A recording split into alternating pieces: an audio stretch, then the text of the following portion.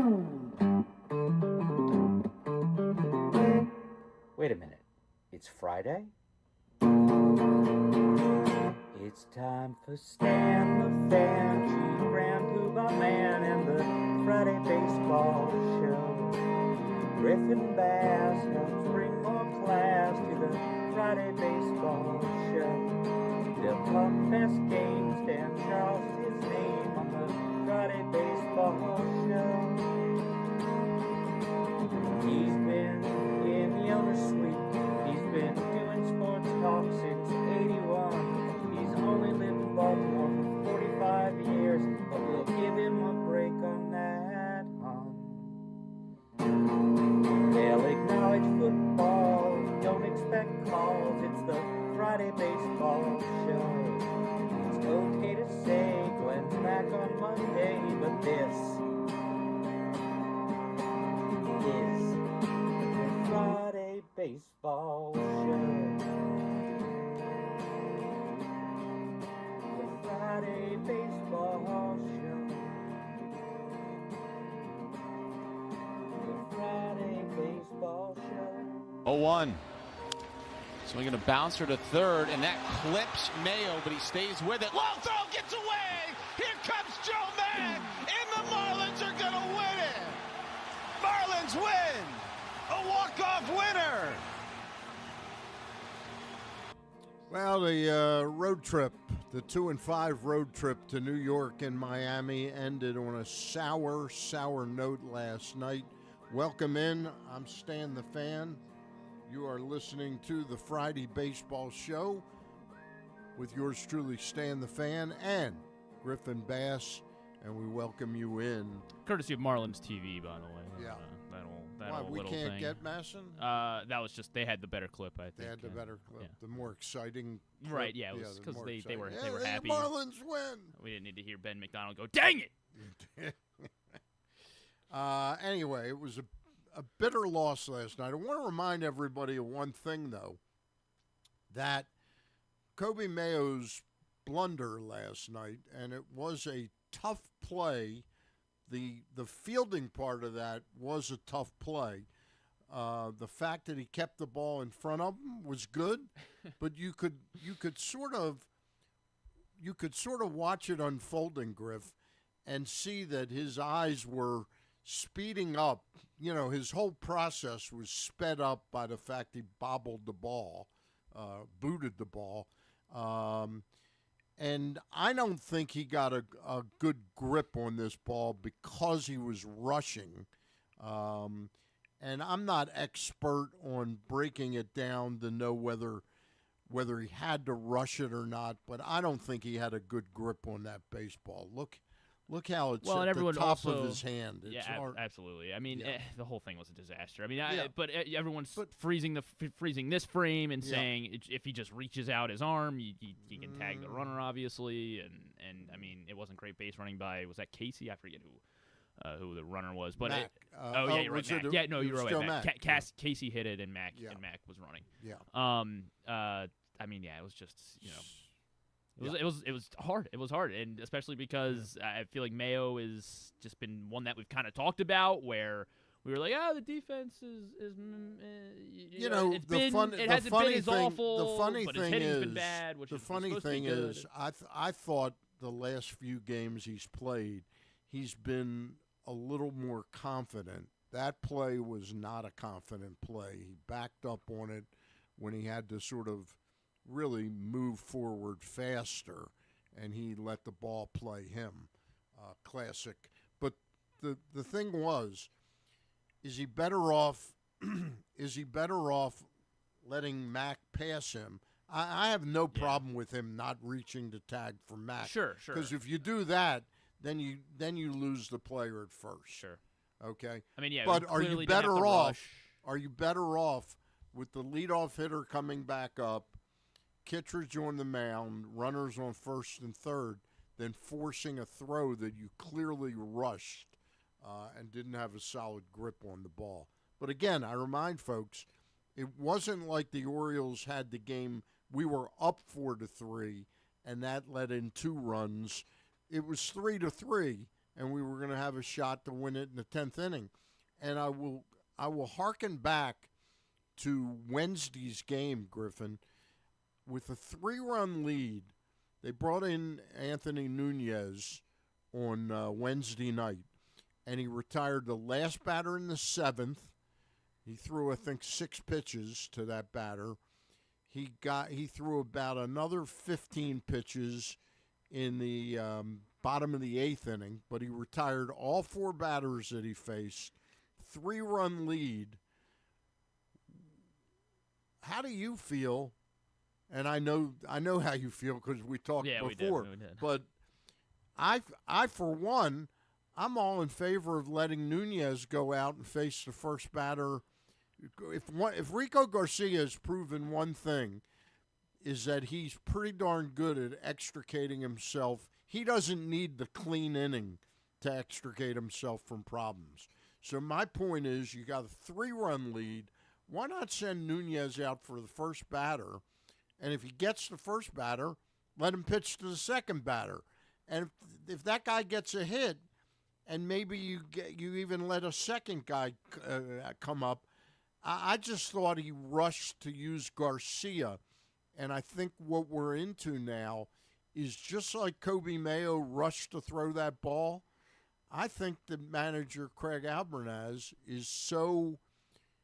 he's in the moment of a mini panic in his own head. Bringing in Rico Garcia, it's not like he was bringing Ryan Helsley in. It's not like he was bringing in Randy Myers, a proven closer. I mean, the question is, now that rendered the fact that you used Garcia on Wednesday night rendered him unusable last night.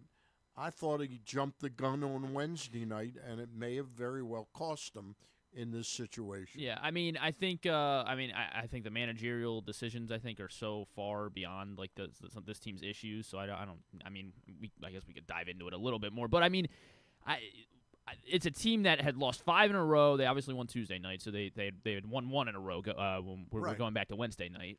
But like it was just so they needed to win that game, and I think it kind of goes twofold. It's their confidence in Rico Garcia. Obviously, we're assuming, I guess, he would have pitched the 9th last night. Is that what you're? I think he would have come in the 9th last yeah, and he doesn't give up the 2-out double. I mean, this isn't on Kittredge. Like, he got out of the inning. Like he got the ground ball. He got the ground ball that you needed to get out of the inning, despite giving up the double right before that. I mean, it's it's just the problems, I think, go so far beyond. Like, we're all mad at Coby Mayo right now, but I think the problems are deeper than that. It's that we had to come into the season and we don't have a big league third baseman. We don't have the Orioles do not have a big league third baseman, and that's kind of the issue right now. And that's not the only spot. Like, they have had defensive issues elsewhere in the field. Like, their outfield defense has not been good. Of course, Tyler O'Neill kind of got turned around, but ended up making a nice catch last night. They don't have a consistent outfield. They clearly don't have a consistent third baseman, and it's and in moments like that, it really rears its ugly head, and it really hurts this team, and it just kind of adds to the frustration that we're all feeling, especially after what happened last weekend in New York as well. And, well, it ended the road trip on a sour note, whereas if you sweep the Marlins, you've got a chance, to gain some momentum. The Orioles host the A's. You can't say Sacramento A's. You can't say Las Vegas A's. You can't say Oakland A's. They're just the A's. That's the first. Well, you can say the first place Oakland, or not. Gosh, I just said Oakland. Are they tied, or no? They are in first place. The first place A's are in first town. Place A's. Wow. Yeah. We're in 4th place, correct? Last night, going into last night's game, we were in 3rd because the Blue Jays lost and the Red Sox lost yesterday. Yeah, the Blue Jays lost, or the Blue Jays didn't play yesterday. So yeah, we're still in 3rd. Tonight, 7:05. It's Tupac bobblehead night. Ooh. And that's the gates are opening a half hour earlier at 5:00. Yes. For folks to get down there and spend some money on concessions once you've got Your No, we get to watch Nick Kurtz take batting practice. That's what I'm planning on doing. Okay. At least, yeah. Are you going tonight? That's the plan. I did mention that I got some other issues going on tonight, so I don't know.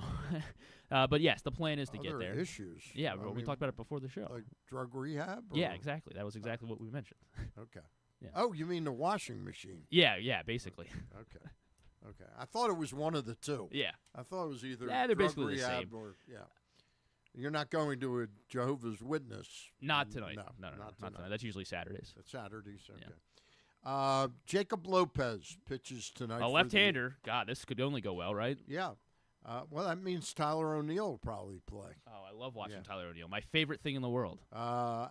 Jacob Lopez against Kyle Bradish tonight at 7:05. Tomorrow, Aaron Civilly versus Shane Boz at 4:05, and then Sunday, Chris Bassett, The stopper, will host Luis Severino, and then the A's will duck out of town on Mother's Day too. and then the Orioles will get their ass kicked by the Yankees for 3 games. Now Trevor Rogers is supposed to come back, so maybe maybe they'll win one. It'll be interesting to see how the Orioles respond to the Yankees coming into town. You know, that was a real ass kicking last week. I should have looked this up before. I was trying to figure out when Garrett Cole is supposed to come back, and Rodon, I guess. Yeah, like I don't know if we'll see them on I think Monday Rodon or Tuesday. is coming back sooner. I think Cole's another week or 10 days away. I think Cole's just coming off his 4th rehab start. Right. So, I think they want probably him. one more. I think they want him to at have least one more. You're listening to the Friday Baseball Show. Our guests today include Rich Dubroff of BaltimoreBaseball.com. I'm sure he got in. What time did he get in last night? About 3 o'clock in the morning? We can ask him. Okay. We'll ask him. Hopefully a little sooner. You didn't Maybe ask not. him? I scheduled him before I knew what time, before he got back. Okay. But he probably got in roughly. Yeah. And he said, I'm gonna have to get up. Did he say that? No, he didn't. No, he didn't say that. He said for Stan. For Stan, fine. I'll do that. Yeah. You didn't have to move anything around. No, I didn't. Because that's one of the things. I even gave him a later option, and he said, "I'll take the first one." Take the earlier. I want the option, first. right. He's like, I'm an A segment guy. Last week we were unable to make our connection with Cla Meredith, and it's a little dated now, but still an interesting. About 2 weeks ago, Cla Meredith's, what was it, 33 and a third, 2/3 innings, consecutive scoreless streak for the San Diego Padres was busted by Mason Miller. And it's funny, in the video that he posted on Facebook and Instagram, he alluded to the fact, I know you're gonna take this, and keep on running with this, meaning like you're gonna take this over 40 consecutive innings. And I think he only beat him by I think a third of an inning. 2/3 of an inning or 1/3 of an inning. Anyway, Cla Meredith is going to join us, and we'll find out what Clay's doing in his non-relevant years, because he alluded to the fact that he wanted to thank Mason Miller for making him relevant for the first time in like 12 years or something like that. So anyway, I think that's actually, he set that record in 06. Yes. Yeah, 06. 06. So it's 20 Miller years. Miller went 34 and 2/3, so he extended Clay's by one full inning. One full inning. Yes. Okay. Orioles in town for 3 against the A's and then 3 against the Yankees. And those 3 real quick, can you look at the calendar? They're Monday, Tuesday, Wednesday? The Yankees, yes. And all 3 are night games. Yep, 6:35, all 3. All 3 of them. Okay. And then finally off on Thursday. And then the Orioles go to long trip down to Washington, D.C. and then Tampa? Yes. Okay. Right? Yep. Okay. Yep, correct. All right. Those are the guests that we have on the program today. We'll also take a look at this week in the rest of baseball. We'll also look at my MLB power rankings as they're shaping up for week 7. And I know we're going to talk to Rich in a couple minutes, but I guess we hadn't talked since the Yankee series, and that was kind of obviously, hopefully. I mean, I guess we're saying hopefully the very rock bottom, but of course, Cade Povich gets hurt last night, so who knows how long that didn't look good. The Cade Povich thing. I mean, anytime it's a Did you it's notice? an elbow, Did you notice anything? I mean, I didn't notice Cade Povich, any worse than he normally is, Yeah. right? Like, Yeah. he just not particularly sharp. I mean, I know he looked really good in that relief outing against Pittsburgh, and that was really the only time. That and the start against the Giants. You're right. Yes, terrific you're right. in You're that right. game. But the two starts he's should give had him since credit. coming back up have not been No, good. they have not been good at all. I mean, all right. So anyway, going back to the Yankees. I mean, what was your thinking about this team? Like, are they a playoff team? If that, like, I wrote it that, or are they just what they are last year? The old adage in baseball is your momentum is only as good as your next day's starting pitcher, and when your lowest starting pitcher ERA is Shane Baz at 4.99. I mean, every starting pitcher has been dismal this year, save Trevor Rogers' first 3 starts. He was pretty good. Mm-hmm. Since then, he had 3 more starts, and he wasn't very good. Bradish has not had a good start all season long. Chris Bassett now has had 2 decent starts, and even though they won, no, they didn't win against. He pitched against the Yankees, right? The Houston game 1 of the Houston doubleheader. He looked very good. He looked pretty good. Yeah, in that was. game. But yes, Yeah. but outside that, yeah, he's looked not He's good. looked not very good. Not very good. And then you got Brandon Young, who looked okay for a couple starts. Then just when you want to believe that you got something, you caught lightning in a bottle, and Yeah. he's new and improved. He receded back or regressed to the mean, but then he comes in, and albeit against a Marlins team that isn't the Yankees, it's not even close to the Yankees, but he pitched a very good game on Tuesday night. Yeah, Was it Tuesday night or Wednesday night? that was Wednesday. Wednesday. Yeah, Yeah. Wednesday. I thought he pitched a very good game Wednesday night. Yeah, I mean, he gave up the 3 runs in the very first inning, and it was like, all right, here we After go. I that, guess he this was- is gonna be similar to Tuesday's game, where both teams were kind of going back and forth all game. But yeah, he really settled down. He got through. Did he get through 6 innings? I think he got Yeah. through 6. Yeah. So it ended up being a quality start because he gave up the 3 in the first, and then that was it. 4 hits, 3 walks, and then struck out 5 over 6 innings. So I mean, yeah, he really settled down. He did a good job of getting early outs in the inning, and then just the first inning, I guess, was the only one that he wasn't able to that extended a little bit.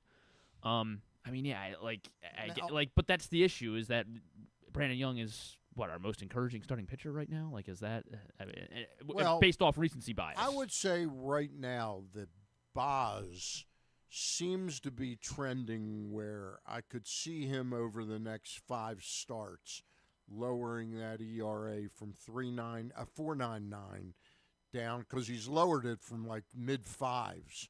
He's at 4.99 right now, and I think you could see him over the next 5 or 6 starts coming out of that like around June 1st, June 5th, with an ERA in the 3.7 range or something like that. I think he's about to go on a little bit of a run. But right now, the starting pitching has really been woeful. So we'll be talking to Rich Dubroff momentarily. We want to remind you that we are brought to you by the Costas Inn and the law offices of Byron Warnken.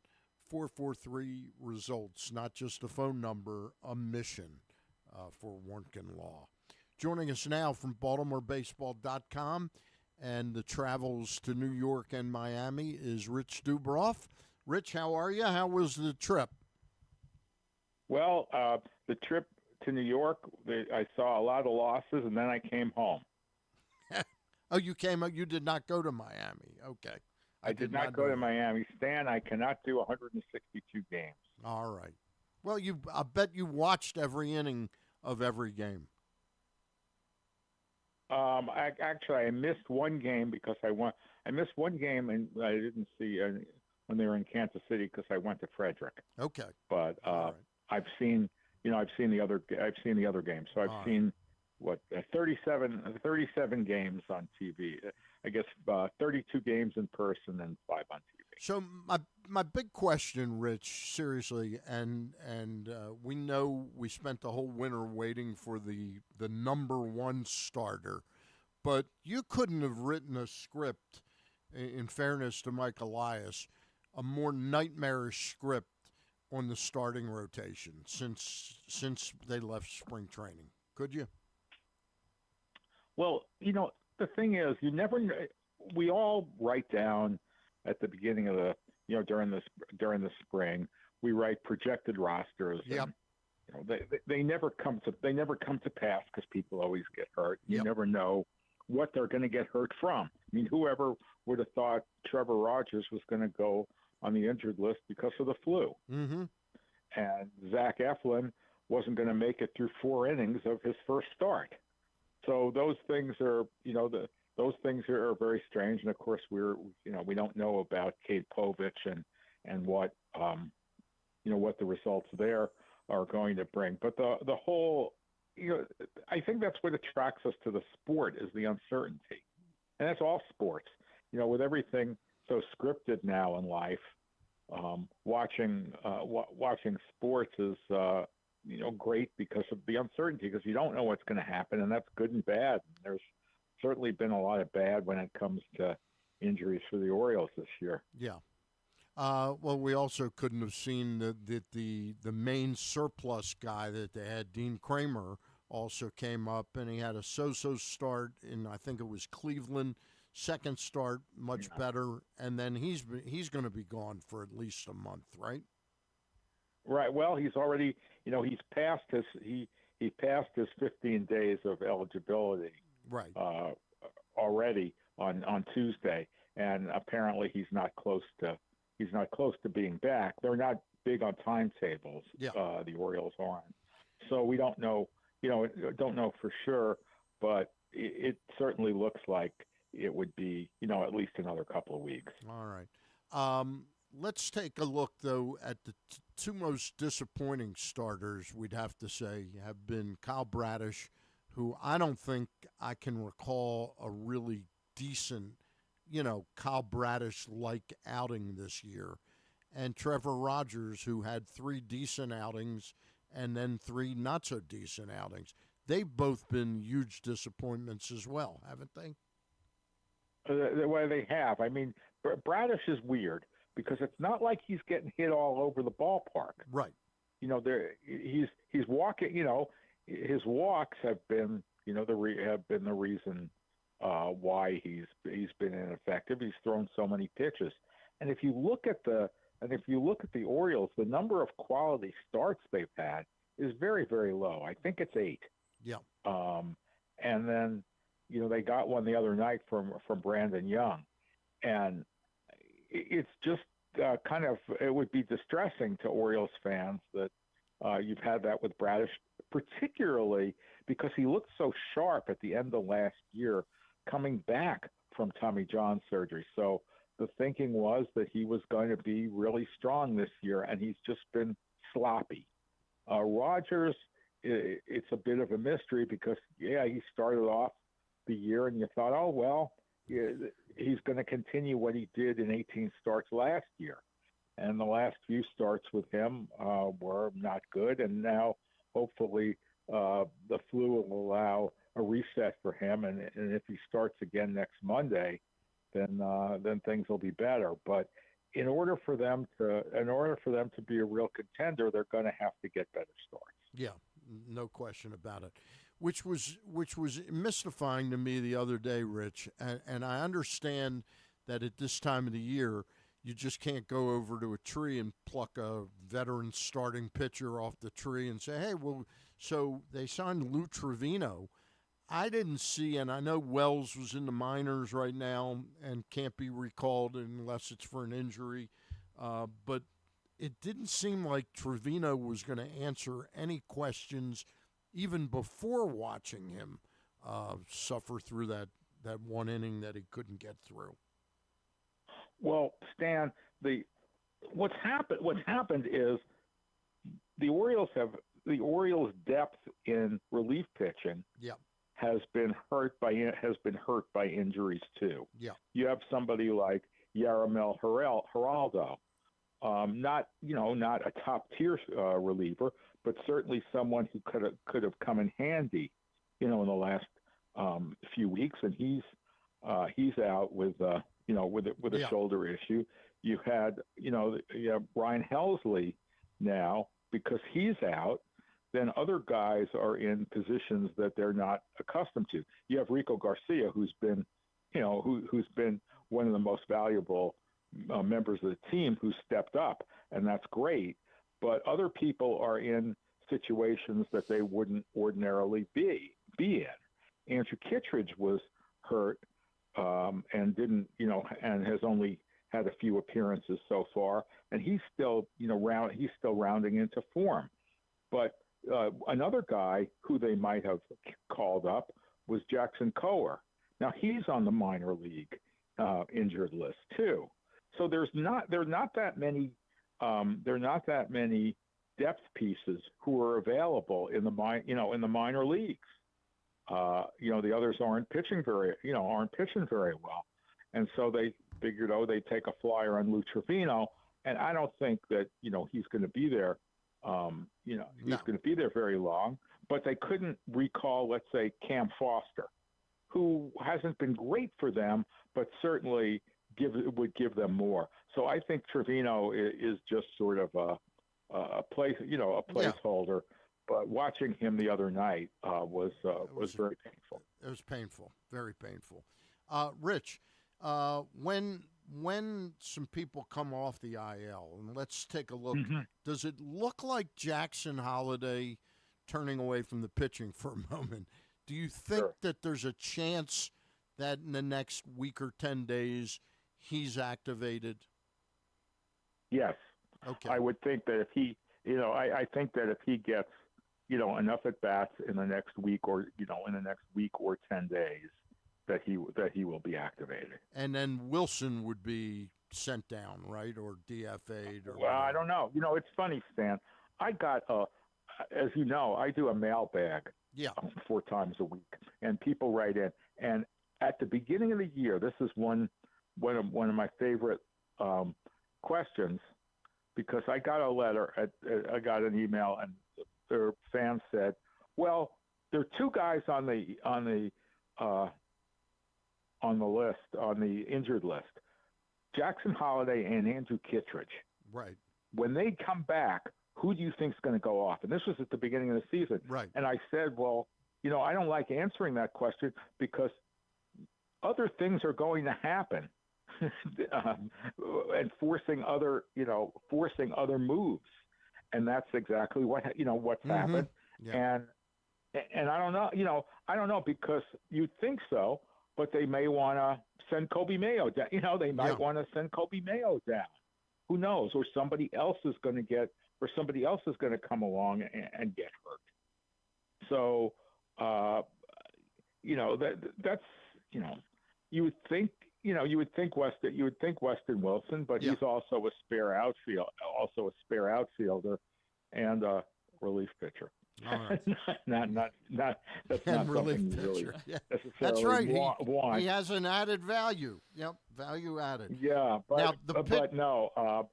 The pitch. But I would think that I think talking about Holliday, I think the thing that really has hurt the Orioles, if you said what's been the thing that's hurt them the most, I'd say not having Jordan Westburg.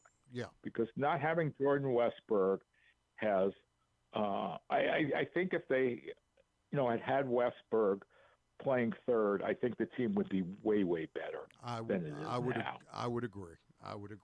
And and he's such a good player. And yes, he's gotten hurt, and I don't know what's going to happen if he's going to play this year at all. But that's been the biggest injury of all. On the pitching side of things, getting back to that, it looks like Rogers will be back sometime early this coming week. That would be Trevino, right? Gone?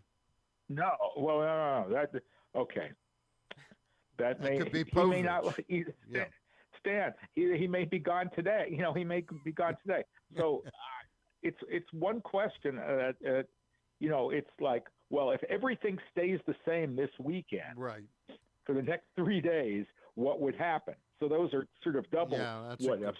Right now, I would say if Cade Povich goes on the injured list, then right. Tyler Wells would come up.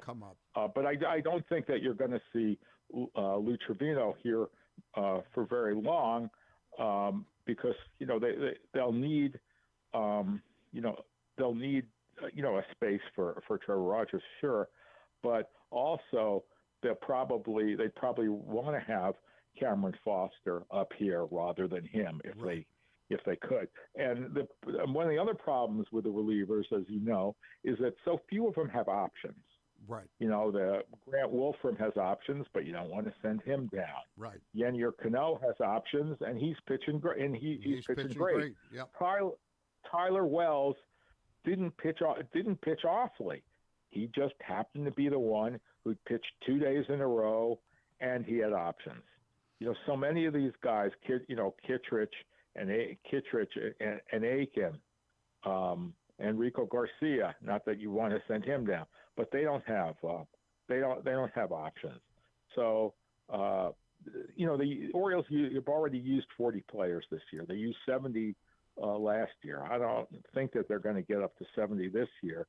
But this is a very transactional ball club. And, I never would have predicted on Monday that Lou Trevino would have been walking through that door. Yeah. So somebody could be walking through that door this afternoon that we're not speculating about right now. Hey, I don't know if you knew this, but Kyle Ottenheimer's not here anymore, but Griffin Bass has a question for you. Thanks, Dan. Yes, Griffin. Rich, what are we supposed to do about Coby Mayo? Obviously, I don't want to pile on after last night, but go ahead and pile on. But what are we supposed to do about this guy? Because you mentioned how much they're missing Westberg. There's just really no other options at third base right now, and Coby Mayo is supposed to be a guy that was supposed to pan out. So does it make sense to send him down? Do we keep giving him? It feels like at this point after what happened last night, you can't continue to throw him out there at third every single night.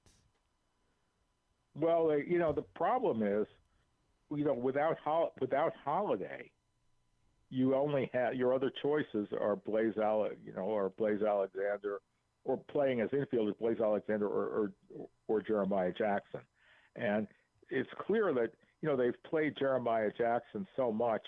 He was hitting great earlier, and now he's come back down to earth.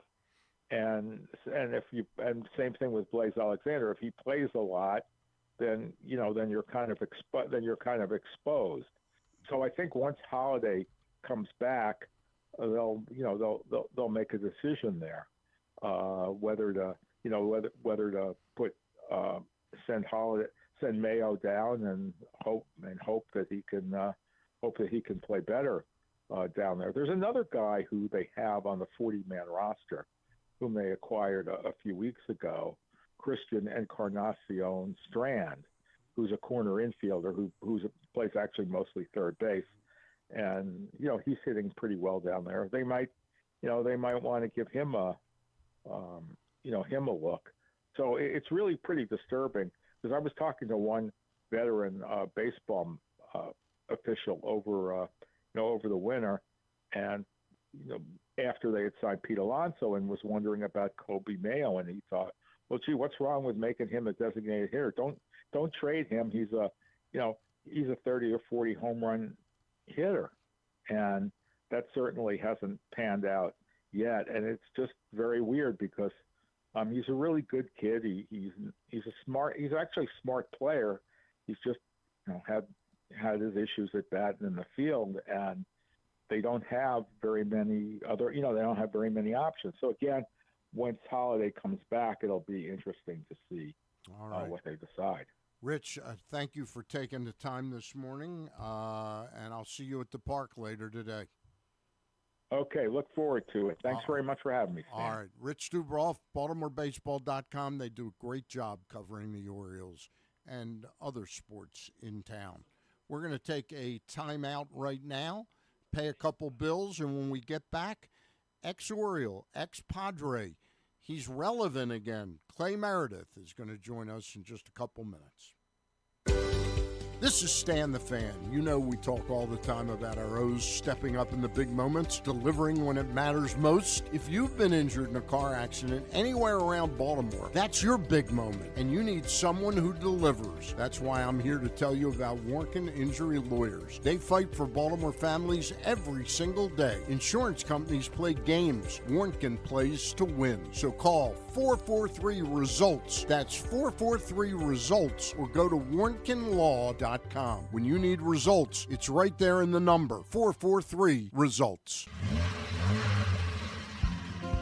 Your car is more than just a ride. It's an investment. At Leading Edge Auto Body in Mount Washington, we've spent over 20 years perfecting the art of repair. From high-end imports to your trusted daily driver, we handle all makes and models with elite precision. Our team holds the highest honors in the industry, including ASE Master, iCar Platinum, and specialized aluminum certifications. We make it easy with free towing, pickup, and delivery, because at Leading Edge, customer satisfaction comes first. And remember, with insurance, it's your car and it's your choice. Choose the experts. Leading Edge Auto Body. Quality you can see. Service you can trust. Go to leadingedgeautobody.com today. Well, spring and summer have sprung up in Baltimore. That means more than ever it's time to visit one of the two great locations in Baltimore for the Costas Inn.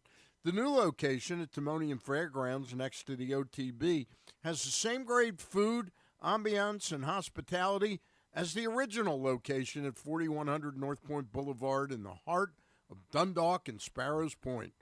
Both are open 7 days a week for lunch and dinner, but remember, it's only the original location for steamed crabs. Take this number down, 410-477-1975, to reserve your slice of Maryland heaven. Make sure you check availability, size, and price point for your next feast. The Costas Inn, always the right choice for dining. Gambling can be a fun and entertaining experience, but there are risks involved. If you're planning on betting on the game at the casino or on your phone or computer, know your limit, stay within it. Set a budget and a time to stop. Remember, gambling isn't a financial solution, and it doesn't mix well with alcohol or drugs. Know the risks and have a plan before you begin gambling.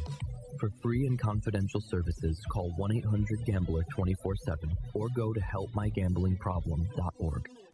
The latest edition of Press Box is available now. On the cover, Bill Ordine dives in on how different Preakness will be temporarily at Laurel Park, and then long-term once it returns to Pimlico. Also inside, Luke Jackson learns more about what Trey Hendrickson will bring to the Ravens. And Karuga Koinange looks at how Samuel Basayo is influencing the Orioles' international signing efforts. Press Box is available for free at over 250 locations throughout the region, including your Baltimore area High's Dairy stores. Plus, you can read the entire issue online at PressBoxOnline.com, where you can also find great betting advice and the best daily coverage of the Orioles, Ravens, and Terps. Hi, everyone. There's nothing I love more than hearing Stan the Fan and Griffin talk baseball. Here they are. Stan the Fan back here on the Friday Baseball Show with Griffin. What's the matter? You seem a little flustered. I feel like Coby Mayo fielding that ball yesterday. At the quick break there, I'm waiting for a punchline there. Orioles square off against the A's, and again, if you want one of the 20,000 Tupac bobbleheads tonight, the gates are opening at 5 o'clock, a half hour earlier, for the 7:05 start. You'll be able to watch some batting practice, get your Tupac bobblehead, and spend some money on concessions. Tonight, 7:05, tomorrow, 4:05, Sunday, 1:35, the three-game series against the A's. Want to remind you that Costas Inn sponsors all of my Monday Zooms with Ross Grimsley and Luke Jackson, as well as the law offices of Byron Warnken, warnkenlaw.com, WARNKEN.com. 443-RESULTS if you've been injured in an accident. Joining us right now is somebody who is near and dear to my heart, because I grew up in Washington, D.C., and used to watch Dick Hyde in the late 50s throw submarine, and when the Orioles acquired Cla Meredith, I was excited to watch him pitch. Clay, how are you? I'm doing well, Stan. How are you, sir? All right. Now, would you describe yourself as a submarine pitcher, or were you more of a side armor?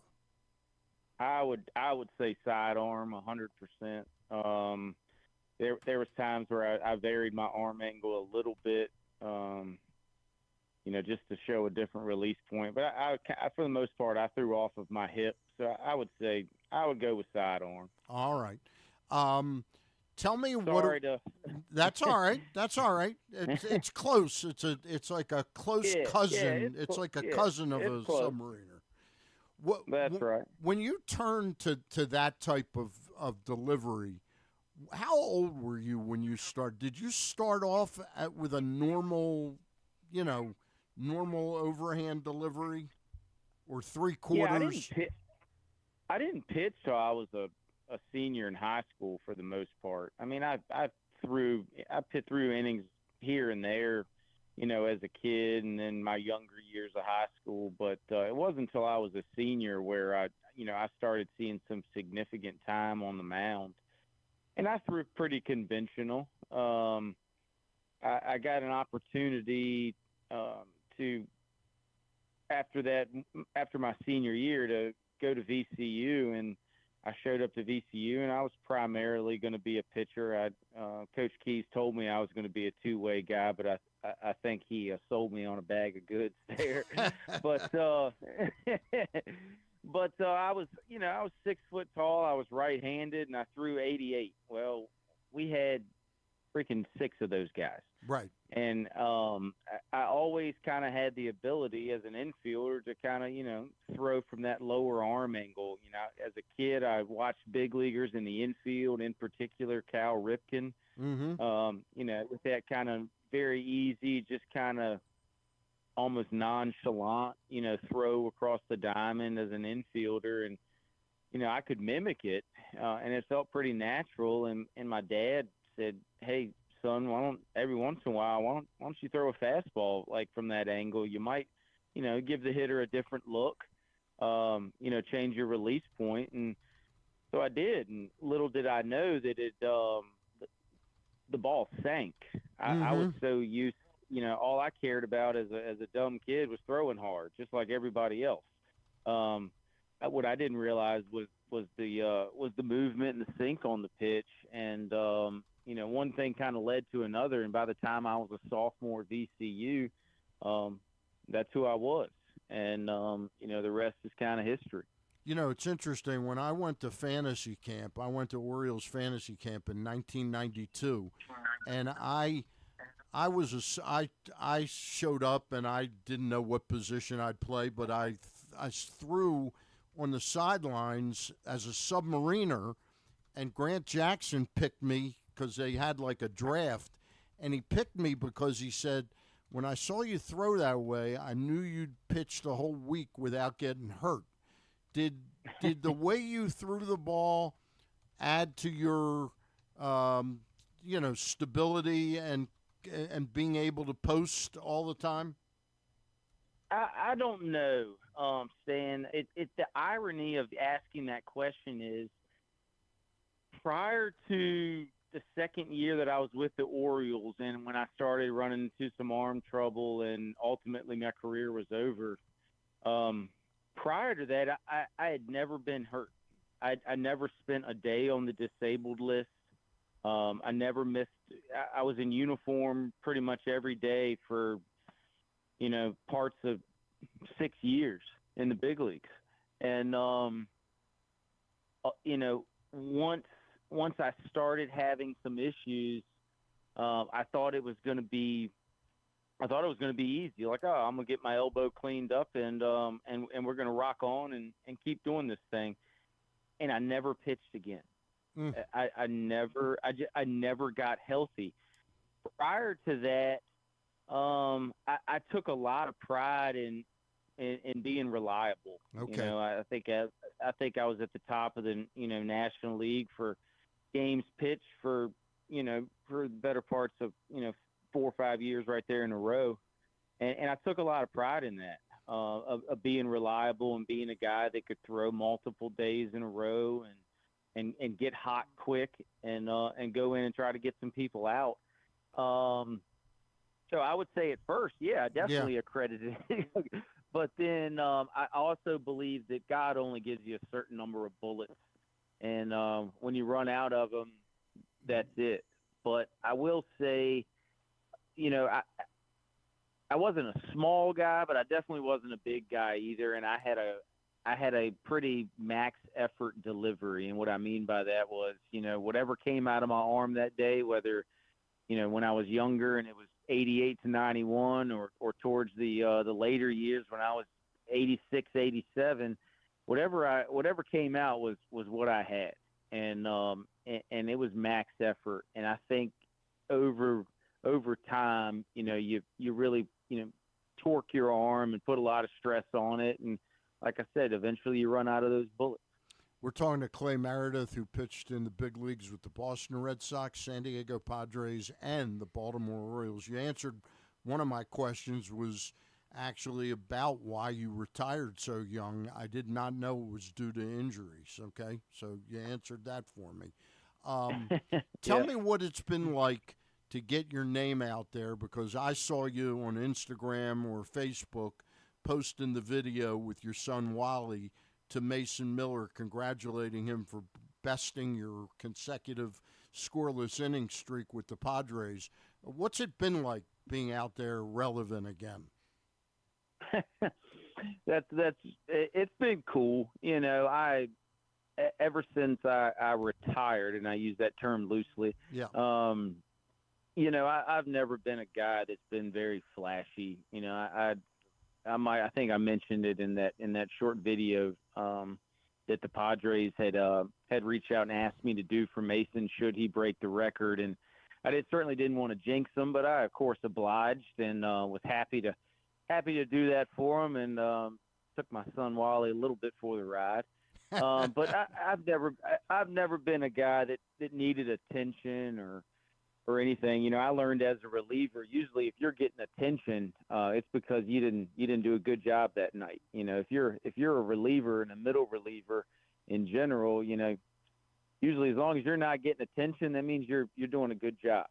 It means you didn't blow a ball game. But it's funny you asked, because my daddy actually reached out to me earlier this morning, and he had because Mason had sent my son Wally a signed ball and he did get that bobblehead. Ball. Okay, great. Oh yeah. The Padres are a first class organization. They made sure that happened. And but he mentioned he said, Clay, it's kind of cool that your children are getting to see a little bit of what it was like, because my two oldest daughters were born when I was still playing, but they weren't old enough to remember it. And Wally wasn't born until a couple years after I had totally hung everything up. So they really didn't get to experience it. And my dad had mentioned like the kind of recent relevance, thanks to Mason Miller, yep. has kind of given them a little just glimpse of that their daddy was something that did something pretty special. Yeah. Yeah, because I don't, like I said, even with my own family, I don't walk around wearing those years on my sleeve. I'm certainly proud of them and grateful for the opportunities that I had. But, I chose to kind of close the yearbook and move on. Yeah. My career was over when I was 27 years old. You got a long life ahead of you. And, I think I just wanted something else for my identity. I didn't want to just relive the rest of my life, on a handful of years in the big leagues, if you know what I mean. I understand that. But it was really cool, and it brought back a lot of memories for me as well. It brought back, and there's a lot of folks, guys that I work with, or guys that I'm friends with, or folks that they had no idea about any of that stuff that took place in San Diego. And really they have no ideas because I don't talk about it. I get opportunities like from guys like you, but unless it's brought to me, I've kind of moved on from it, but yep. I am appreciative of it. And the Padres, like I said, were really a first-class organization, and made this whole thing cool. And I don't even think my kids realize this yet, but we're going to go up to D.C. in a couple of weeks when the Padres are there, and hopefully they'll get an opportunity to meet Mason and a few other folks in the organization, and we're gonna make that happen. You know what I mean? That sounds really cool. I mean, you mentioned Mason, and obviously, I guess my question is, what do you kind of make of today's pitchers in this era of Major League Baseball? When you have Mason Miller and every other guy throws 100, we've got guys in the minors throwing death balls now as well, which are anything. I mean, what is it like watching baseball watching pitchers specifically in 2026 for you? They make me feel like I would have never had a job. and no, and I'm not saying that to be funny. I'm dead serious. I watch baseball, and I love watching baseball. And if anything, I think a lot of guys, when their career is over, sometimes you see it from sportscasters. They get up in the booth and they have a way of talking and making the game sound like it's easy, and it's not. If anything, for me, it's the total opposite. I watch baseball and I'm blown away to even think that I was ever able to even compete at that level, because those guys are that good. And I'm not talking about just the pitchers; the hitters are as well. I know the averages are different because of the analytics and all of that stuff. And quite honestly, I hope a lot of that changes. Baseball has a way of being very circular, and trends kind of come and go. And I'm hoping we get back to a trend of, hey, let's put the damn ball in play, instead of trying to back leg everything out of the ballpark and then striking out, 10 more times. I hope that kind of comes around. And I think with such dominant pitching out there, I think teams might be forced to go back to that from an offensive standpoint. Like, hey guys, the pitching is so good now, we can't go up there just trying to hit every ball out of the ballpark. We're going to have to move it. We're going to have to make contact and move the baseball. But I do enjoy it. Some of the rule changes that they've come out with the last couple of years, I'll be honest, initially I was really against. I was kind of like, man, why are they messing with the game? But after watching it, I don't mind any of it at all. I think the game's doing well, and I think that it is there's as much, if not more, talent in it than ever. Yeah. It's hard to disagree with you. The conversation we've been having this week in Baltimore, watching the Orioles struggle, is about the analytics. Is there too much? Is it prevailing too much in today's game? I think, yeah, 100%. Yeah, 100%. I think, and I'm not knocking anybody that has a job or what their job might be, but it's just my personal opinion that we've taken a lot of people out of the game, front office wise, that had some experience and a lot of feel for how it was played, and we've replaced it with a lot of numbers. Right, and there's got to be some sort of middle ground probably between the two, right? Correct, 100%. I'm not saying that analytics aren't important. Numbers are what they are. Numbers don't lie. No, numbers do not lie. However, there's also a human element involved in it, and it's important to have folks that have a little bit of feel, have some experience. And I'm not talking about just in baseball. You're talking about any type of, job or entity, that exists. There's got to be some human element there. And I think if some teams did, try to find some middle ground, the Orioles could certainly use it with some of the things they're struggling with. I think the game would be better. I really do. I think, like I said, I think the numbers are important, but I also think that people and experience are just as important. Clay, we're going to let you get back to work. I want to tell you, though, aside from your son Wally asking for the ball, I thought the most touching thing you said was that when you think back on that time, it wasn't the accomplishment. It was thinking back about your teammates and the staff members and all that. I thought that was really touching on your part. Well, I appreciate that, and that was God's honest truth, because like you asked the question earlier, what's it meant? All this whole thing just gave me an opportunity to look back at that stuff, and I don't remember a ton about my career. I don't remember much about that streak, but I tell you what, I remember the people. And the saying goes, without people, memories are just moments. It's the people that make them special. And that's certainly the truth with my career. Very well put and articulated. Clay, thank you very much for your time. I appreciate you, boys. Y'all take care. All right. That's Cla Meredith, former Oriole. We're going to take a quick time out. When we get back. Yo.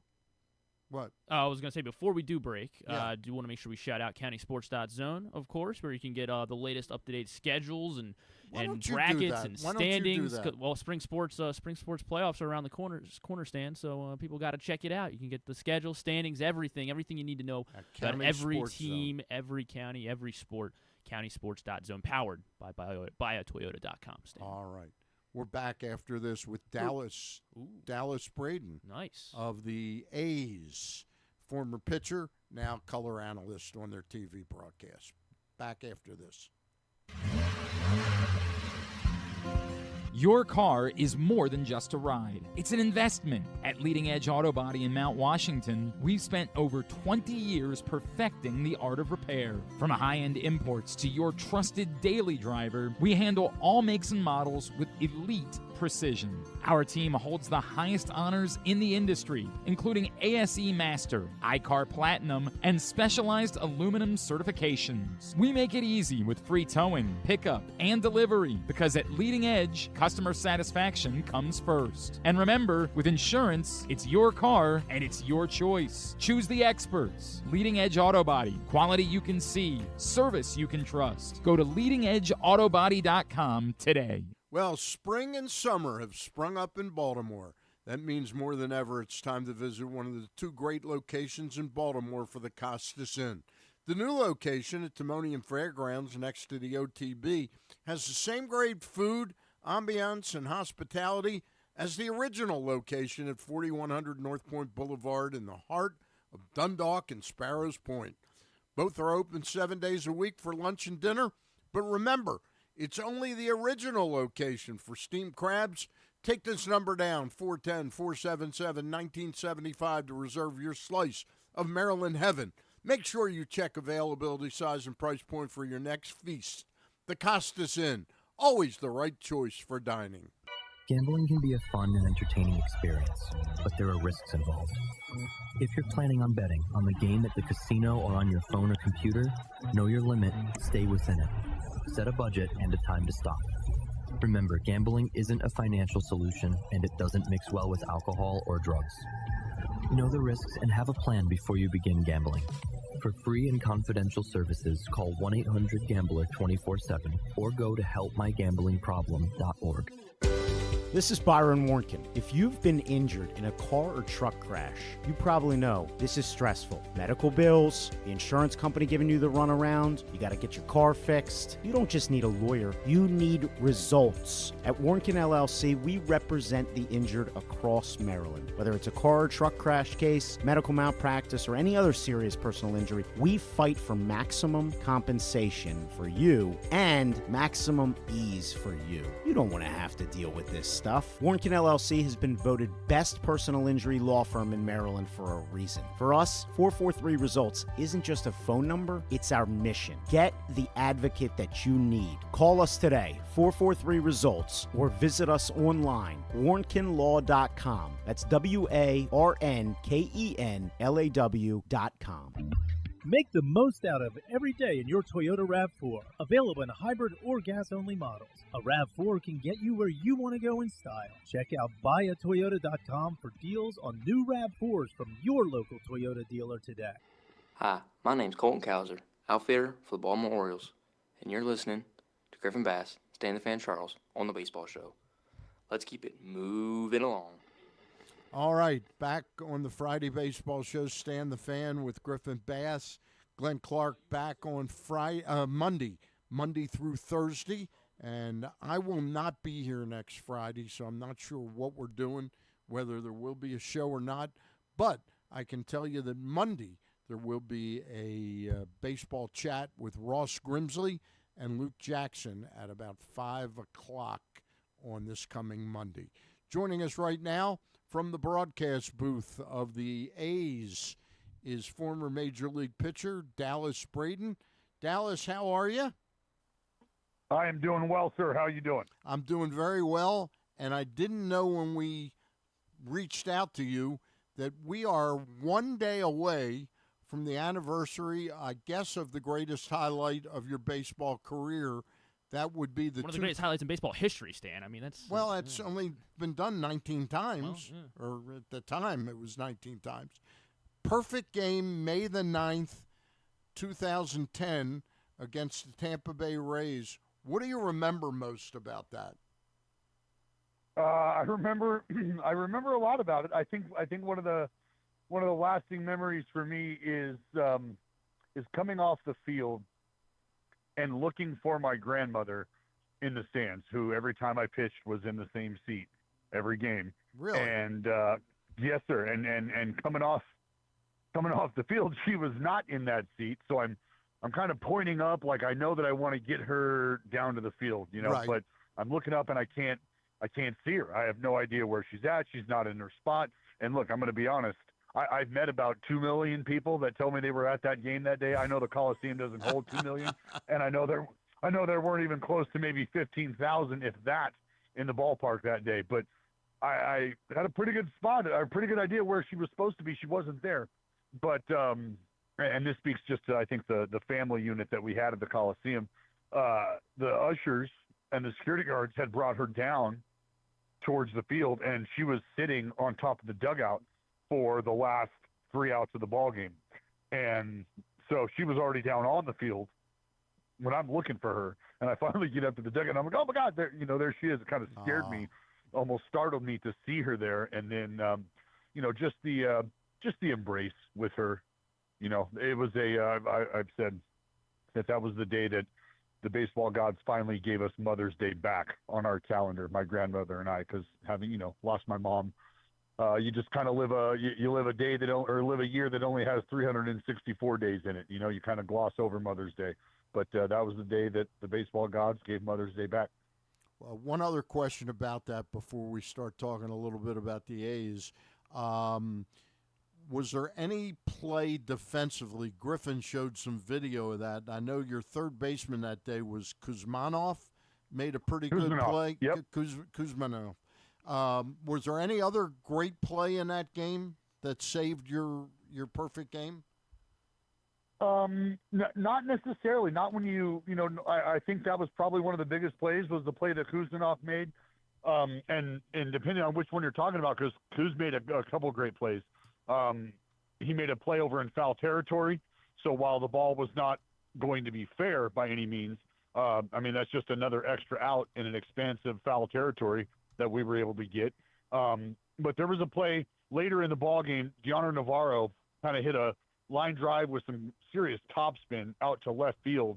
And Eric Patterson, who had never played the outfield before a day in his life, let alone in the big leagues, was playing left field that day.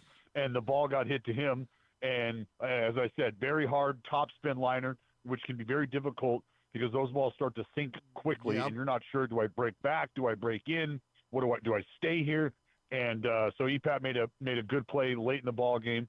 But yeah, I think Kuzmanov's play to start the game, really, it was Jason Bartlett who could swing it, and he hits the ball down the line. If it's fair, it's a double. And that's kind of how the ball game would have started. Instead, he makes a backhand snare, puts it out of the air, and we got an out. I feel like we could just talk about that game all day if we really wanted to. But the A's are coming to town, Dallas, and they're in first place, right? What should we know about this A's team? Or is this seems like it's ahead of schedule? I guess is that fair to say? I think in parts of the world you could say that they're ahead of schedule. I think when you're a little closer to home with us, we expect this kind of play. I think what they're almost frustrated with is that they're not playing better because there's still a few guys in this lineup that haven't quite clicked, that haven't gone on the runs that we're used to seeing them go on, or really just swing it as consistently as we're used to seeing them do so. And I think the fact that there's just a little hint of frustration amongst the group is for me, exciting because I know what's to come. And the fact that we are in the position we're in the division right now, understanding all of those things that I just mentioned, that's the key takeaway for me, because we know that we should probably pitch better. And we've gotten a great performance last night from right-hander JT Ginn, 8 innings, the furthest a guy has gone in the rotation this year for the A's.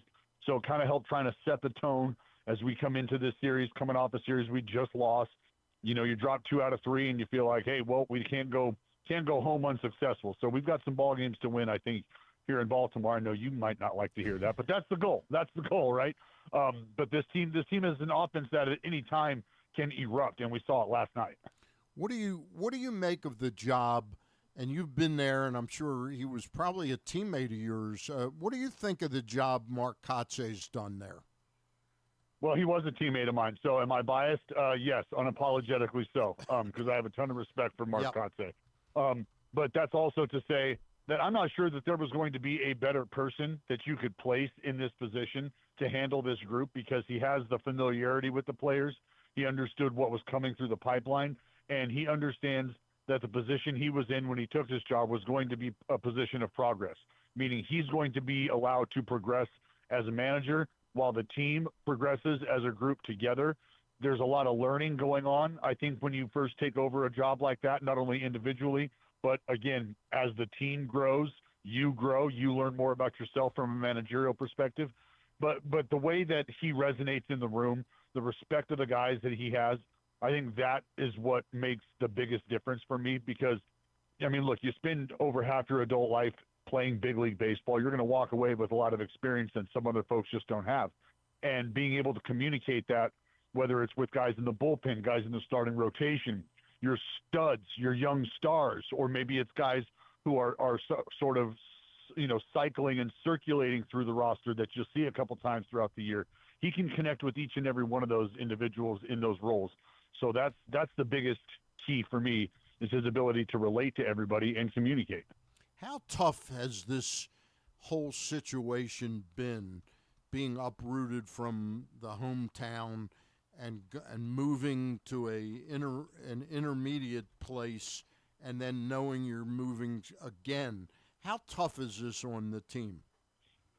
Well, I don't think, I'll be honest, I don't think it's tough at all necessarily on the players. Okay. The tough part of dealing with you know, maybe what you would consider lack of accommodations compared to when you do go on the road and you're in a big league stadium, and that's not taking away from what everybody at the ballpark in West Sacramento has done to try to accommodate big leaguers, because they have done everything they can, and the help that the players get around the ballpark, in the ballpark on a daily basis is big league in my opinion. Mm-hmm. And that's not to say that the facility is big league, because it's not. It's a minor league ballpark. That's understood. Yeah. But the beautiful part about baseball and the beautiful part about a clubhouse is you have the ability to shut out the outside world. You have an ability to close ranks.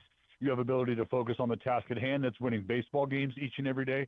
And long before you know it, boom, the outside noise is now just kind of white noise, and you're on the diamond, you're in your safe place, and you can go out and you can focus on the work instead of worrying about things that, frankly, you can't control, right? We wake up each day, whether it's on the diamond or just in life, trying to control the controllables. The minute that you start to get outside of that mindset, I think, is the minute that you start to do yourself a disservice. And as a unit, they've done a fantastic job of controlling their controllables. And again, that's the reason why, albeit early, they're sitting at the top of the division.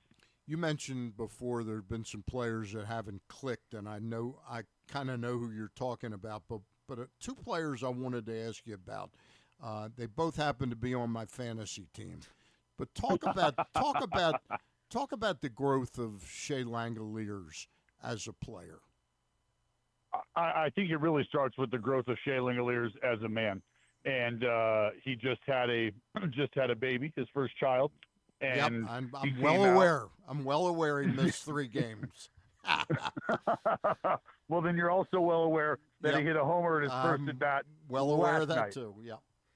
And I think what has happened over the course of the last really 3 years is I have watched Shea every year come into camp, and you can start with the physical presence. He's come into camp stronger and just more durable, it looks like. Mm-hmm. And to continue to do that year in and year out, is really impressive because you watch guys make transitions and changes all the time, and you wonder, are they going to be able to stick with it? Are these changes going to hold? And not only have they held, what we didn't know at the time was that he was just building a foundation to build upon. And that's what he's done these last few years, has built very, very quickly upon the foundation that he's laid. You're talking about just an ultimate leader when it comes to handling the pitching staff. He is one of the most selfless individuals that I have come across, and I honestly believe that that's what frees him up to do what he's doing offensively, because he knows what his priority is behind the plate, but he also knows how important he is to this team offensively, and he has the innate ability to hit baseballs really, really hard, very consistently, and that's what we're seeing with Shea Langoliers. Is he is getting to the ball with authority more so than he ever has, and it's as consistent as it's ever been. I mean, he's a guy who can pop you early in the count. He's a guy who has no problem working the at-bat. Mm-hmm. He's dangerous in any count. It doesn't matter. But it's just watching him grow, I think, as a leader that has allowed him to, I think, settle into the type of player we're watching him become, which is a great, great player. I'm going to ask you about one more player, and that's Zach Geloff, who I've kind of believed in for about 3-4 years now, and I stuck with him this year. And he went down, took care of business in Las Vegas, showed some better strike zone discipline, and then came up. What do you think the future holds for Zach Geloff? I think the future holds, and I don't mean this in a cliche manner, I think the future holds whatever Zach Geloff wants the future to hold for him. And I mean that in this way.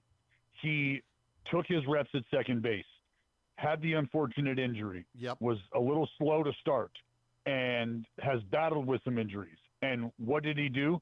Is he kept his head down.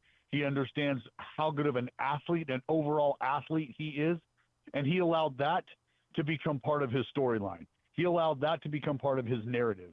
And we're now watching a guy who came into camp as an infielder, who was taking reps in the outfield, now starting baseball games in the big leagues at center field and doing a pretty damn good job of it, I might add. And that's the key, is that he has taken this in stride and has very quickly developed himself into a viable utilitarian, because we've seen him just play the last couple ball games at third base. Never played third base a day in his life in the big leagues. Gets here, goes from starting in center field to moving to third base. And yes, this is Zach Geloff, the former second baseman that we're having this conversation about. So to be able to free himself up athletically the way he has, that has given Mark Kotsay a ton of flexibility now from a roster perspective that you might not have truly considered going into the season. I mean, anytime you lose a guy like Denzel Clark and what he's capable of on the defensive side of the baseball, you're going to feel like you're going to take a hit. But if you can supplement what you're getting defensively with a guy who's understandably not as good but is learning and isn't a great athlete, and you're also getting a little more from an offensive perspective, well, I think you'll take that. And that's exactly what Zach Geloff has provided right now. One more guy in the lineup I wanted to ask about, Dallas, who I'm excited to see I'm excited to see him, but I'm nervous what he might do to the Orioles pitching staff, and that's Nick Kurtz. And I know he started a little bit slow to the year, but how important is he to the success that the A's are going to have? Key cog, and we're talking about a guy who's got an on-base streak rolling right now, 31 games. We're talking about a guy who had just walked his way into the history books with the 20 straight games with a walk. I mean, this dude has showed you in so many different ways what he's capable of doing on the baseball field. This year, the defense has really shined early on. He's made some fantastic plays that have helped get the team out of jams, out of tough innings, out of bases loaded, nobody out spots. And it's just his baseball IQ that I think we're watching grow and grow by the day, because he's asking questions of Bobby Crosby, infield coach, that have to do with game situation and understanding positioning. And are there times where he's going to be able to drop back? Are there times where he needs to come crash? Like there's so much going on in his head from a defensive perspective. And when I say that, I mean, he's curious about the game. He's not overwhelmed. The game hasn't sped up on him at all. And I go to defense first because, to your point, you know what he's capable of from an offensive perspective. And sure, it's been a bit of a slow start, but he's still a big, I mean, I jokingly say, the big Amish wakes up in December, he's in scoring position. I don't care where you're at the time. And that's just who he is. That's what he represents. But he also represents, I always tell this story, Jim Thome in reference to Nick Kurtz one day in the dugout. Him and I were talking. He said, "Dallas, this young man is a slugger," and my eyes kind of lit up because that's a Hall of Fame slugger, identifying a young kid at 22 at the time as a slugger in his own right.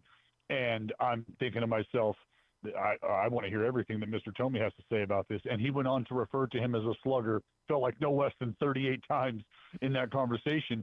And he was just talking about his ability to use the entire baseball field to take his hits when he needs to, understanding that might not be a ball that right now that I feel like I can crush and pump out of the ballpark. And so what do I need to do? I need to take my hits when they're coming, and my power will be there. My power is not going to go away. And I think that's what Nick Kurtz has done a great job of, is understanding that. And once he starts to get going, I mean, this is a freight train downhill. Good luck stopping it. Hey, before I ask you my last question, can you tell us a little bit about your podcast and where people can find it? Sure. No, I appreciate you asking. We cover the game from a national perspective, and that's Baseball is Dead. You can get us wherever you get your podcasts, iTunes, Spotify, all the places in between. But myself, Jared Carrabis, Justin Havens, we have the perspective of myself, a former player. Justin Havens is a former researcher for ESPN and Major League Baseball. We're very fortunate enough to have him and his historical perspective and insight on the game. And then my buddy Jared Carrabis, who we've all been doing this together for almost 10 years now, is he's a bona fide super fan. The guy watches as much baseball as anybody out there. Diehard Red Sox fan. Check out his other podcast, Section 10. That group does an incredible work. Mike Eamon, Steve Peralt, Tyler Milliken, Coley Mick. I mean, the whole group of us, we love baseball, and we love it just as much as the folks who are watching it and listening do. And we encourage you to come out and hang out with us. On Tuesdays, we have a stream called Just the Nuts, and that's just us nuts kind of hanging out, us baseball nuts hanging out, watching all the games. So stop by and hang out with us. But, yeah, Baseball is Dead. I appreciate you asking. All right. Hey, my last thing is, who's going to get the saves in Sacramento this summer? Is it going to be Perkins and Cunell, or will Perkins end up the closer? I think if you had your way, it would probably be Jack Perkins. But the beautiful part about what Joel Kuhnel has brought to the table is he's already shown you that he has the ability to lock down ball games as well. I mean, Jack Perkins, up until about a week and a half ago or so, had the highest win probability added in baseball. And I'm not talking about just for a pitcher. I'm talking about overall. Now that has since shifted. He had a bit of a bump the other night out. Yep. But up until that point, there was nobody more valuable in terms of adding win probability to their team than Jack Perkins. Wow. Just wrap your head around that. A reliever. Hey. And that's where he's such a special dude. High velocity, swing and miss stuff. And he's only getting better. And he's again a guy who's learning himself at the big league level. All right. Last thing, the guy you guys got in the Mason Miller trade, is he going to debut this year? Is that possible? Leo DeVries could be in the majors this year. How good is he? Well, good to quite good, my friend. Yeah. We're talking about a switch-hitting power middle infielder who has shown freakish signs of athleticism. He's got incredible hands. The arm, he can play anywhere on the infield with ease, which is why he's actually started to take some reps over at third base, because I think we've watched Jacob Wilson take some strides defensively this season, which has really made a difference. We play some of the best defensive baseball in the league, do the Athletics, and I think any way that you can start to plug in a guy like Leo DeVries and see him help, I think the main takeaway is you want to make sure he's ready, because I'm just not sure that that's a guy you want to bring up to the big leagues to just try out and see how things are going. I think you want to see him ready to take off, ready to contribute consistently, hopefully on a daily basis, because that's the kind of player he is. And I know that's the kind of player he wants to be. He's a joy to be around. Teammates love him. Just one of the most like lovable guys that I think you'll come across.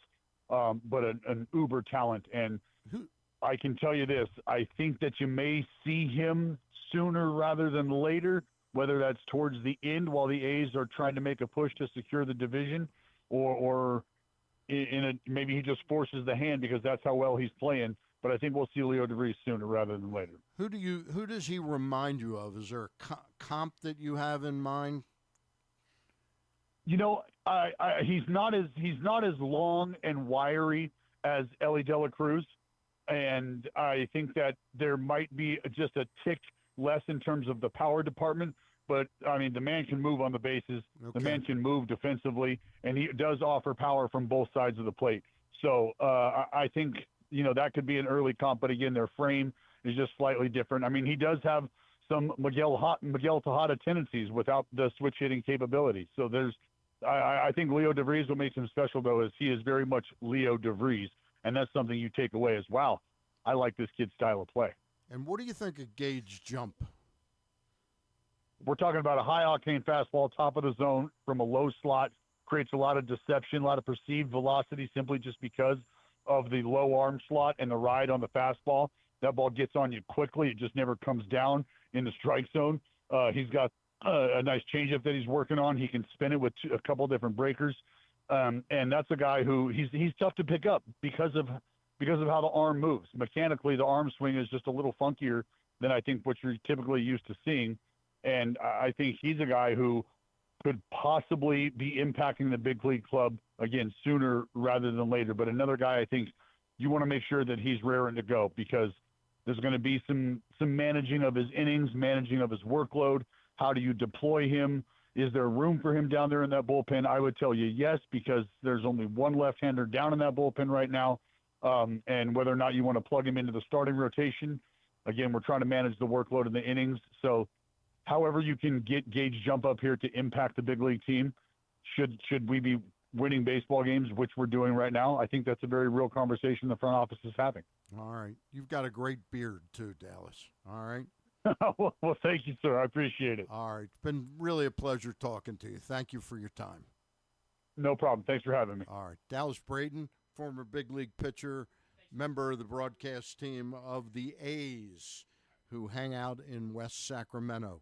We go right from looking at the A's, who are in town this weekend. Tonight, Jacob Lopez against Kyle Bradish at 7:05. It is Tupac bobblehead night. The gates open at 5 o'clock today. Aaron Savali and Shane Baz at 4:05, and Luis Severino and Chris Bassett at 1:35 on Sunday. Let's take a look at this week in the rest of baseball, brought to you by...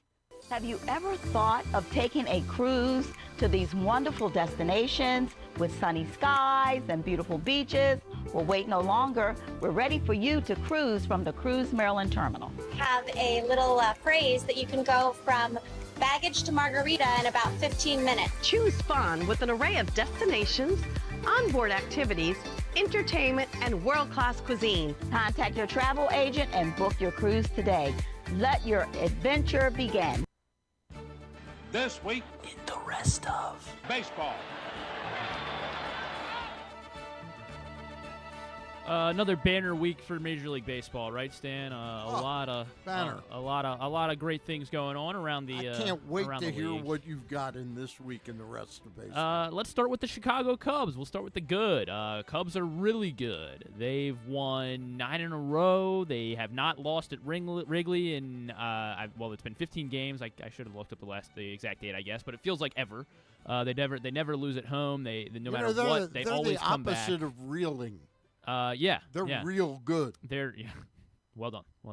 Good job. Yeah. You said that. Yeah. And hold on, I wanted to pull up the their exact stats here. But the Orioles, not the Orioles. Geez, we're talking about the Chicago Cubs. I wish the Orioles were even playing a shade like the Cubs. Over their last 20 games, 17-3. 10 of those 17 wins have been comeback wins, Stan.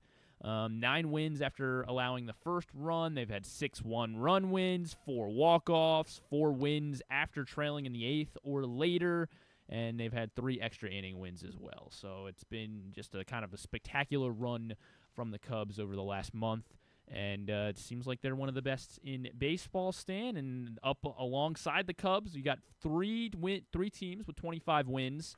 Sorry, 4 teams with 25 wins or more. The Rays are 25-12. And then the Cubs are 26-12, as are Atlanta and the Yankees, of course, who we just saw up close and personal. And an interesting stat on that one, Stan, it's the first time that 4 different teams, after at least 35 games have been played, 4 different teams have a 675 winning percentage on any given day. Last time, you probably remember, June 6th, 1904. I wasn't around then. Are you sure? I was born in 05. Well, name the 4 teams that you think were that were the Boston Braves. What were they? It was Boston, but they were not the Braves at this point. The Beavers. No, not the Beavers. Were they ever the Beavers? The Lobsters. The Americans. The Boston Americans. Yeah, the Boston Americans had 28. We're 28 and 12. How did you not remember? Los Angeles. No Los Angeles. No. How about San Francisco? No San Francisco. No West Coasters. No. Chicago. Yep. Cubs. Yep. Cubbies were 26 and 12 in 1904 on June 6th. How about the Tigers? Not the Tigers. The Pittsburgh Crawfords. Was that what they were, the Crawfords? I don't know whether they were or not. You want me to just give it to you? Go ahead. Cincinnati Reds. Cincinnati Reds. And then the New York Giants were 27 and 12. I said the San Francisco Giants. Well, you didn't say the New York Giants. New York baseball Giants. Okay. The Giants. They're really good. I mean, how far? I mean, are the Cubs better? Like, we're not saying the Cubs are better than the Dodgers, right? I think, or the Braves for that point, or are they? Or are they? So should they be the favorites this in the National season, League? they are better than those teams, but time will tell. What's amazing about the Cubs is they've done it with so many pitching injuries. Yeah, that's true. You know, losing Cade Horton, losing now again Matthew Boyd again. Did you see how he got injured? No. He was playing with his kids Thursday morning. You shouldn't play with your kids. No, it's a bad idea. Bad idea. Nothing good ever comes from that, does it? He tore his meniscus playing with his kids. Either Wednesday or Thursday morning, and had to reported to the facility. He should be suspended for playing with his kids. Yeah, I know you don't do National League guys, but the buddy in my league had Matthew Boyd and sent the report into our group chat and was like, I can't even believe what I'm reading right now. Yeah. But unfortunately, I mean, hopefully he gets back soon, but he is out for the year.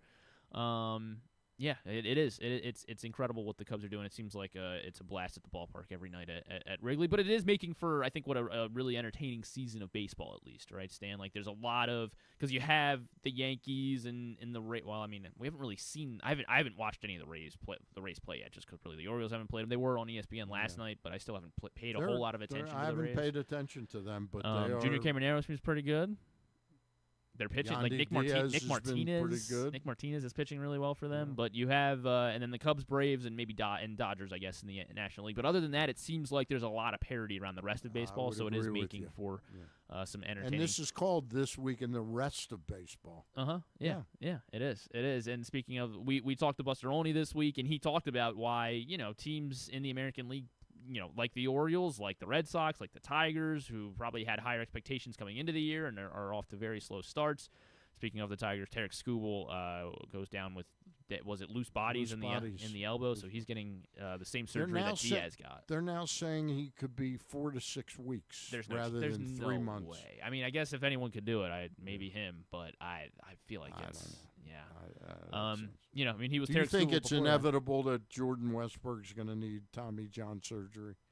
Sure seems like it's heading that way. I mean, like, I guess the issue is, like, they could have done the Bryce Harper thing and just been like, let's make Jordan Westburg our first baseman. But unfortunately, we have $155 million first baseman, so there's really maybe Alonso could play third base. I mean, he's looked pretty nimble at first this season. I'm not sure with his arm. I'm not really familiar with his arm, but I mean, I couldn't be worse than the guy they played last night, right? I guess that's what we're not sure about the arm of the guy who plays it a lot. Yeah. All right. What else you got? Speaking of the Tigers, Fromber gets ejected from a game. They were playing the Red Sox this week. Throws at Trevor Story after giving up 10 runs. Well, actually, sorry, it was an accident. The ball got away, and he accidentally hit. He accidentally yanked it, and he's a lefty, and he hit a right-handed batter on a ball that got away from him. Yeah, it got away from him. So he'll likely be. I mean, he will be suspended. He was suspended. Did they hand it down? Suspended for 5 games. Does that seem like enough? Well, it's one start. Yeah, I guess. Yeah. I feel like you got to make the starting pitcher suspensions are always, I don't know, because this guy's got a track record too of being not necessarily, I guess, throwing at batters, but just being a weirdo. Yeah, you said it. I didn't know if I wanted to say that, but yeah, he kind of was. So the bench is. I wouldn't have said it if the Tigers were in town. You know what I mean? Yeah. Right. Nobody's telling him that Stan the Fan said he was a jackass. We talked about the Skubal injury, other injuries. I wish he were our jackass, though. Yeah. Well, I mean, what did you make of people saying they're like, well, see, good thing the Orioles didn't sign Framber because he's a clubhouse cancer. I would take my chances with Framber. He will have to miss next week of baseball, but yeah, he'll likely. I mean, the Tigers are going to need him to be Framber Valdez when he comes back. Yeah. Got anything on the Giants? Not yet. I was trying to go in order of injury. I mean, on the Royals. Well, we're talking injuries. Cole Reagan's left his start early. He had an elbow thing, so we'll see what that is. Carlos Correa is out for the year, unfortunately. He was on your fantasy team. Yeah. He was on mine as well. If I had known he was on your team, I would have never picked him up. Right. But he's getting ankle surgery. We put the double whammy on him. Yeah, Correa's out for the year as the Astros also continue to struggle. We obviously saw them last week here in Baltimore. Jason Dominguez got injured yesterday running into the wall at Yankee Stadium. No, he's not on your team, is he really? Okay. He's on your team. No, he's not. I'd never employ a Yankee. He's on Fred's team. Oh, he is? Yeah. Oh, he is. Yeah. Oh, yeah, you're right. I guess he is. Well, he will be, I think they said an AC joint sprain. So who knows how long. I think he's going to be at least IL. A month. Really? Yeah. Yeah, well, that stinks for him. I mean, the Yankee doesn't matter though because they're the Yankees and they just continue to reload. They are calling up another 6'7" outfielder. Spencer Jones is getting called up, and they are very excited about him. I think he was OPSing like 950 or something through the first month and a half of AAA. They're really sad that they let Randall Grichuk go. You think so? Yeah. Would he have been the call up instead if? No, he was on the roster. Oh, they had to cut him to call up Spencer Jones? No, to bring up Jason Dominguez. Oh, I see. Should the Orioles go get Randall Grichuk since he always kills us? The White Sox have already signed him. Those bastards. Yeah. Bastard White Sox. Mookie Betts, positive injuries. Mookie Betts. To take the place of Austin Hayes again. Well, we're talking about stars. Yeah. Austin Hayes back on the IL? I think so. Ugh. I think so. Go ahead. Mookie Betts. He's starting his rehab assignment. Yes. Yeah. Yes. You're excited? You're excited? Dodgers are getting Jack guys says back. Yes. Andy Pages hit 3 home runs. I mean, out of nowhere. Of course, I was facing him since since this is just a fantasy baseball show now. At this point, I was facing Andy Pages this week, so that kind of screwed me. I was very upset to see Andy Pages hit 3 home runs in that tiny little minor league ballpark that the Astros call their major league stadium. Mm-hmm. Just hitting them all over the Crawford boxes. So Dodgers are good. We don't really have to worry about them. And yeah, you did want to talk about the San Francisco Giants, right, Stan? Yeah. Because Luis Ariz has not really been doing Luis Ariz things this season. He's been doing them at the plate. Mm-hmm. He's hitting over 300. Okay. Yeah, but he's been doing. He can't field a baseball. No, his fielding has improved. He's like 9. Oh, so you're excited about it, Luis Ariz. Why did I think that you wanted to attack Luis Ariz? What? Well, it's clearly. You didn't read the. No, I didn't, Stan. I told you I had a lot going on this morning. 9. He's like his defensive metrics are way up this year. Interesting. He's moved back to second base, and what is it? He's like 9. He's saved 9 runs or something like that. He's got like an amazing. I told you got to tell me. Yeah. Okay.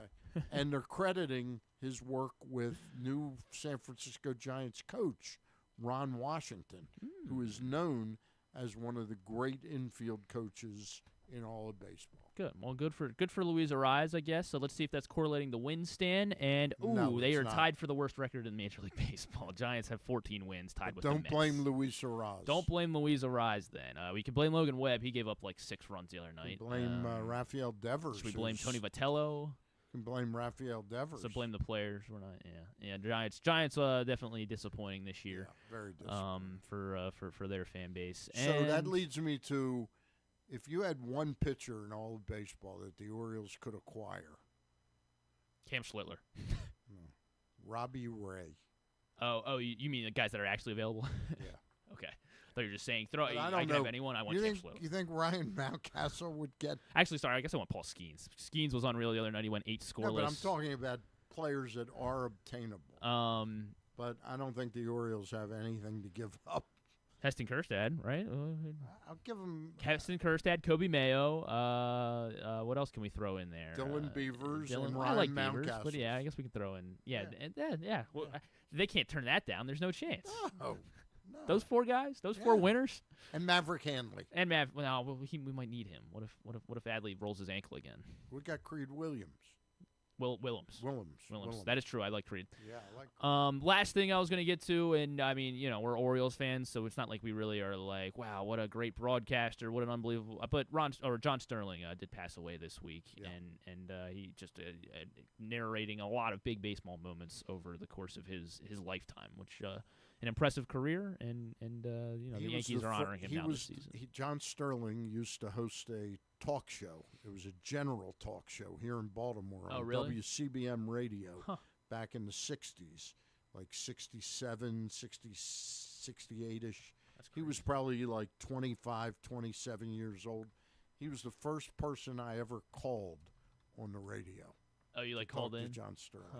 And I asked a question, and he immediately hung up on me, gave a short answer, and moved on. He was not a fan. He said Stan, and he was not a fan of kids calling shows. You didn't. I was like about 12 years old. Wow, I thought you were already. In your adult. Wait, deep in your adulthood.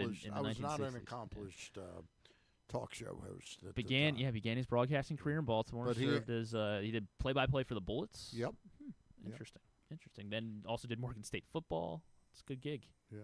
Did the Atlanta Hawks. I think he did the New York Islanders for a brief time, then went to Atlanta and did the Hawks, and then got hired by the Braves, and then in 1989 he was the voice of the Yankees and has been the voice of the Yankees for 21 and 24, 45, about 44 years. Yeah, I saw that there was a good stat. I shared it already earlier this week, but he's called like 25% or something of all Yankees games. Jeez. And he's called like 45% of all Yankee postseason games. Amazing. Yeah, it is. So rest in peace, John Sterling. Yep. And that was this week in the rest of baseball. Right. Stan. Well, that's going to do it for this week. Do you want to update us on your power rankings or nah? Power rankings. Power rankings is going to be brought to you by the latest edition of Press Box, and certainly a timely one as Bill Ordine dives into the future of Preakness. Unfortunately, Golden Tempo will not be racing. Part of the Preakness. No, he will not be racing. Hates Laurel. I hear he hates Laurel. Is that what it is? Yeah. Is that what you know how Mike Tirico wouldn't come on the shows with me? That's Golden Tempo. That's Golden Tempo. It's the same thing. With Laurel. He hates Laurel. Yeah. Okay, I guess that makes sense. This week, Dodgers, Yankees, Atlanta, Cubs, Cincinnati, San Diego, Milwaukee, Seattle, Pittsburgh, Cleveland. I'm looking ahead. That was last week. I'm sorry. I guess I could fight about Cleveland, but yeah, otherwise. New York, Atlanta, Cubs, Dodgers, Milwaukee, Cincinnati, Tampa Bay, Pittsburgh, San Diego, and Seattle were top 10. The Orioles dropped all the way to 21st. It might be generous. Looking ahead to next week, it looks at this time, this is a week in progress, that we're going to have the Yankees 1, Cubs 2, and that could change depending upon this weekend. Hard to argue. Braves look really good, too. Yeah. Braves, Matt Olson's playing like an MVP. Braves and Dodgers 3 and 4, Tampa 5, Milwaukee 6, Pittsburgh 7, San Diego, Seattle, Cleveland. Cincinnati drops from 6th to 11th because they've lost every game this week so far. I mean, but no one would argue if you had left the entire NL Central in the top 10, probably. The Orioles look like they're going to be 21st again. All right? So do we actually believe they're the 21st best team in baseball, though? Man, they do not. I think they're better than the 21st team in baseball. On paper, maybe. But they haven't played like it yet. No, they have not. All right. That's going to do it for this week. Monday night, Ross Grimsley and I, along with Luke Jackson, and that may be more like 3:30 or 4 o'clock Monday. Oh, no, it won't be because I have a dentist appointment. So we'll be doing 5 o'clock. Hope everything looks good in there. Monday. All right. I hope everything looks good there. You know who else is playing this weekend? Who's that? At 4:30 tomorrow, opening the first game of the PLL season for the old Maryland Whipsnake stand. All right. Go. Are you doing their games this year? No. Not yet. Hopefully soon. Hopefully. All right. That's going to wrap it up. Glenn Clark back on Monday. We'll talk to you. Have a great weekend. Thanks to Griffin Bass. I'm Stan the Fan. Over and out. Wait a minute. It's Friday? It's time for Stan the Fan, Chief Grandpa Man, and the Friday Baseball Show. Griffin Bass helps bring Friday Baseball Show. They'll talk best games, Dan Charles his name on the Friday Baseball Show. He's been in the owner's suite. He's been doing sports talk since '81. He's only lived in Baltimore for 45 years, but we'll give him a break on that. They'll acknowledge football, don't expect calls. It's the Friday Baseball Show. It's okay to say Glenn's back on Monday, but this is the Friday Baseball Show. The Friday Baseball Show.